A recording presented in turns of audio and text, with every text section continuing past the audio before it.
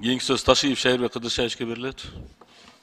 Саламатсыздарбы, урматтуу бүгүнкү жыйын катышуучулары.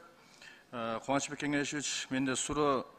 Улуттук банктын курсу менен эгерде доллар түшкөн болсо, Улуттук банктын курсу менен сомго конвертация болуп атат да.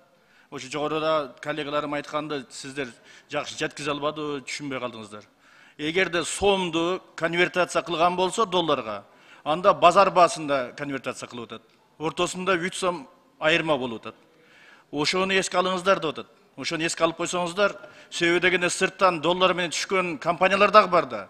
Алардан кийин сомго конвертация кылып атат, аны 79 сомдон конвертация кылып атат. А эгерде сому болуп долларга конвертация кылган болсо, 82 сомдон конвертация кылып атат дагы, ошол долларны сыртка алар безнал которуп атат да. Ошондо 3 сомдон разница болуп атат. Ушул жерди тактап койсоңуздар өзүңүздөр, контролдоп. Түшүнүктүү.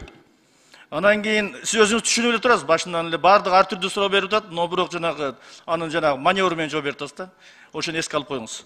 Анан кийин жанагы эмелер боюнча эгерде долларды обналичивание кылган болсо, 2%тен 3%ке чейин алып калып атат. Ошону дагы эске алып коюңуздар. Бирок ар бир коммерциялык банктарда өзүнүн өлчөмү бар. 500 доллар, 1000 доллар, 2000, 3000, 5000 долларга чейин. Ошолорду эгерде өлчөм коюлгандан кийин 2% менен 3%ти обналичиванияга алып калбасын да. Макул, сиздин сунушту карап чыгалык. Анан кийин жогоруда мен коллегаларым айтып калды, ломбардтар боюнча. Аны карап көрөйлү, контролдойлу деп. Экөөбүз жылдын башынан бери эле кат жазышып атабыз.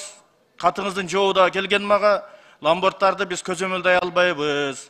Проценттерин да көзөмөлдөй албайбыз. Аларды же болбосо жаба албайбыз, же аларды кыскарта албайбыз деп айткансыздар. Азыр коллегаларым айтты, карап көрөйлү депчи. Дагы жаңы жагдайлар чыктыбы же? Эми жаңы талап болгондон кийин биз кайра карашыбыз керек. Эгерде Финнадзордо дагы балким сунуштар болот, биз карап чыгалык. 10 секунд.